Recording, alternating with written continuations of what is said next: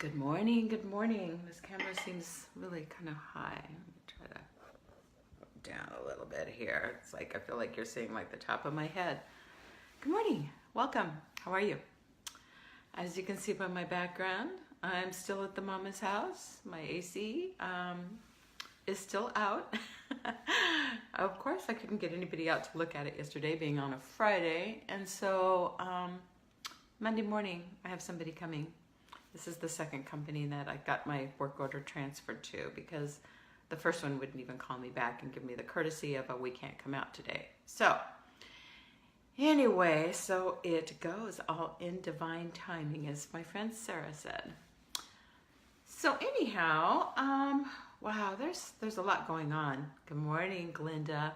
The only time my mom watches me live is when I'm doing it at her house. Isn't that funny? So maybe I can get her into a new habit.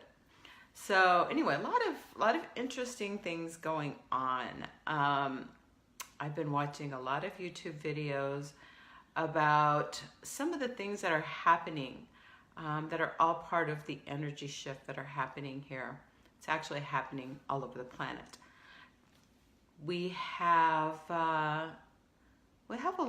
There's a lot that's going on, and I know a lot of people are aware of it and have read and seen the same things that I have, or talked to people about it. There's a prediction of a big global economic collapse that is coming very soon. Part of this is the mass disclosure that is going on right now. What's happening in the Catholic Church, what is happening in our government. Hi, Connor. Excuse me. Good morning, Connor. I'm fair game because I'm on the floor, right? And so, anyway, Connor, can you lay down? Can you lay down?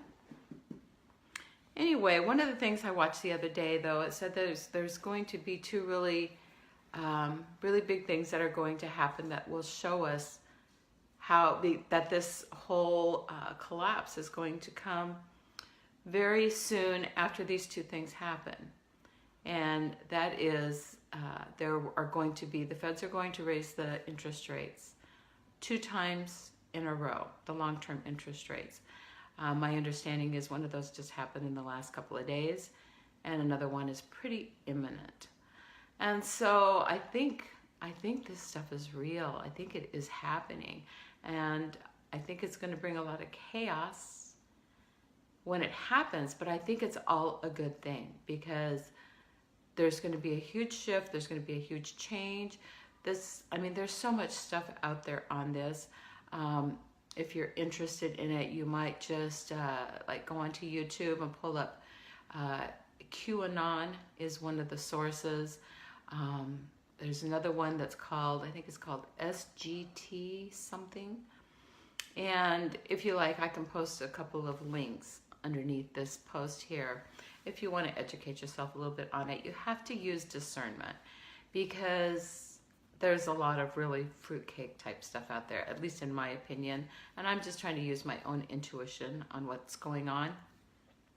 My friend Mark has been talking about this stuff for years. And I think I mentioned on here before, we all thought he was just a little crazy, some of the stuff he talks about. But yeah, he's not. I'll just say that, okay? So anyway, there's a lot of shifts that are coming on, and I can really feel it in just the energy of what's going on and the people around me. And energetically, we're making big shifts as well. Our energies are changing. We're moving from the 3rd to the 5th dimension, as I've talked about on here many times. And it's just, it's time for a reset. It's time for a reset. And so, just kind of educate yourself and be prepared. They are saying the dollar will collapse.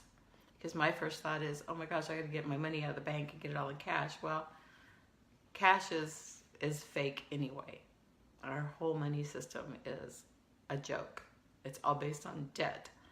And unless you own silver or gold, I don't think your cash is going to do you a whole lot of good. But it's all going to be good in the end. It's all going to be good in the end. there's just so many things. I can't even go into it all. And just all I want to say is just educate yourself a little bit. Listen to some stuff, and you may think it's all quackery, and maybe it is. I don't know. I am feeling that it's not. So some of it is, not all of it. So anyway, enough about that. We got a really great chapter today. I just skimmed through it a little bit, and I've talked so many times about your story and getting stuck in your story, because sometimes we do get stuck, right? And we all have our stories, and we can build a prison of our stories. We can become imprisoned by them to where we can't move forward, and we can't break out of those walls of our story. But the other side of the story is that there is, there's healing in our stories. Telling our stories is a healing part, and that's what this chapter deals with, and I think it's really beautiful. It's called Questions Put to the Stick, Part 3. And it says, when was the last time you told your story? And this is a question put to the stick by a Native American medicine man. Stories are like little time capsules. Whether it is a myth from 4,000 years ago or your own untold story from childhood, the meaning waits like a dry ration. Only by the next telling does it enlarge and soften to become edible. It is the sweat and tears of the telling that bring the meaning out of its sleep as if no time has passed. It is the telling that heals. Often we repeat stories, not because we are forgetful or indulgent, but because there is too much meaning to digest in one expression. So we keep sharing the story that presses on our heart until we understand it all. I remember my first fall in love, how deep the fall and how painful the landing. When it was over, when she left me for other loves, I was devastated. Throughout my college days, my sadness was a wound that needed air, and each telling of my story, though even strangers grew tired of hearing it, each telling of her sudden eyes and her sudden leaving was a stitch that healed the wound in my heart. And when my mother-in-law lost her husband of 55 years, when I sat with her 2 weeks later after all the flowers and the speeches, she stared into that moment of his passing and told me over and over of his last breath and of finding him slumped in his chair. At first I thought her adrift, but realized that this was how she was trying on the meaning of her grief. Like a shaman or monk, she was chanting the mantra of her experience within its truth until its truth was released. Imagine how many times Paul told the story of being knocked off his horse by God. He did so most likely because with each telling he was brought deeper into revelation. Or how many times Moses told of his meetings with God. He did so, I imagine, because with each telling he saw God more clearly. Or how many times Lazarus told of being brought back to life by Jesus. He did so, no doubt, because with each telling he was brought deeper into his reawakening. The truth is that though we think we know what we are about to say, the story tells us and saves us in the same mysterious way that breathing is always the same but different. Isn't that beautiful? This man's writing, I love this. This is the Book of Awakening, and it's written by a man named Mark Nepo, and he's a poet, and he's a cancer survivor. And this book came out of his like daily thought processes that he went through in his awakening as he was battling cancer and recovering from that. And they were email writings to a close friend of his, just thoughts he was pondering basically. and they turned into this beautiful book, which is like one of those 365-day things. There's one for each day of the year. And here's the little exercise. After each one of these, he gives a little exercise that you can do, and to help you integrate what he's talking about and understand it. So today, sit with a trusted loved one and take turns. Meditate on the markings on your heart. Pick one marking and watch how it changes as you breathe. After a while, tell the story of how you came to have this mark on your heart and how it affects you today. Hi, Patty Cranston. Isn't that beautiful? So, I think this, to me, this was kind of a little bit of an aha, because we've all been with somebody who's had a loss, and others have been with us when we've had a loss, and you keep telling that story like over and over and over. And so, instead of thinking, oh my gosh, this person's just getting stuck there, they're wallowing, they're not, they're processing it. What a beautiful realization that is, that they're learning their story, and they're learning how to, you have to chew on it to make it edible, to set that stage for the next part of our life and how we go forward. So I found that so beautiful. So real quick, before we end, let's do a little postcard from Spirit, just because I love, love, love these cards. These are from Colette Baron Reed, and they're called Postcards from Spirit. They're beautiful messages, and I love to pull one of these, especially anytime. You guys should all have a deck of these, I'm telling you, because anytime you're feeling down or you're feeling frustrated by something, just go sit down and breathe and pull a card and see, what this is all about. Sometimes always a message comes through that you need to hear. So today it says, dear you, uncertainty is the new normal for the whole world. Oh, apropos, after just talking about the whole event and shift in our economy and energy and all that, things are changing at a rapid pace, and the old ways we once trusted are no longer reliable. But leaving the familiar behind can be a good thing.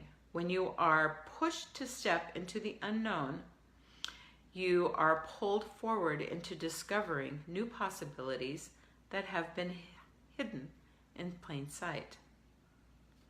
Check in with your higher power. Your soul knows better than your small self. Have faith in the support of a higher power and the infinite potential for your life. Right now, the advice we have for you is this: try something new. Do something different. You won't know how it feels, what it looks like, or what the outcome will be if you do not take that first step into the unknown and experience the unfamiliarity. You will be so glad you did, because the treasure will appear. We are so proud of you for being brave. You are so loved and so supported. Can't make this shit up. What a card to pull, right? So anyway, yeah, do some YouTubing. We have a group, and Patty, you're a part of the group, private group on Facebook. It's called The Event, and we've been sharing some videos there of some of these things, and I can post a couple of links on here too. It may not be till tonight because I have class this morning and we'll need to skedaddle out of here shortly. But if you want to be added to that group, just send me a message and I can add you to it. And it's just a discussion group of people here in the East Valley primarily that we're just sharing information. And there are bigger groups out there. There is another group called The Event is Happening. That's a Facebook group. And some of these, I would go onto YouTube and just type in the search, type in The Event, maybe to get started. Use discernment. There are some that I feel are total quacks out there, honestly, and there are others that like really resonate. It's like I see that I see the evidence. Makes sense to me. So just stay calm and stay in your heart, because we're moving to a heart-based existence instead of a head-based existence. The whole power and money thing is not going to be part of our future. That's my belief. And, change is coming. Change is coming.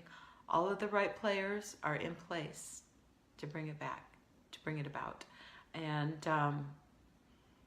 trust in that process. Just trust and just listen to your heart when you watch these things. I don't like the ones who are alarmists, because I don't think it's something we need to be alarmed about. I think it's just something we need to be aware of, that this stuff is going on. There's a lot going on. There's so much that is hidden from us. And as woo-woo as this may all seem, it's not just here.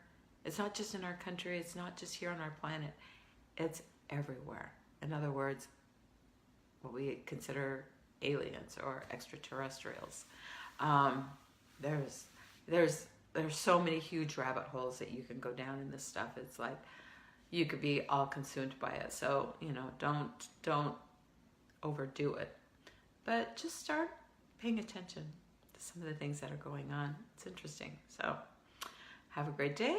Peace and blessings to you. I'm off to class. I'm auditing a Reiki class at Sweetheart today, because one of my goals for the next 3 months is to start teaching just little small groups, 2 or 3 people, Reiki, learn to do Reiki and to attune them. So I'm auditing whatever I can right now to just watch other people and how they teach, and, take what works and leave what doesn't. So have a great day. I'll see you all tomorrow morning, 7:30-ish. I love you. Bye.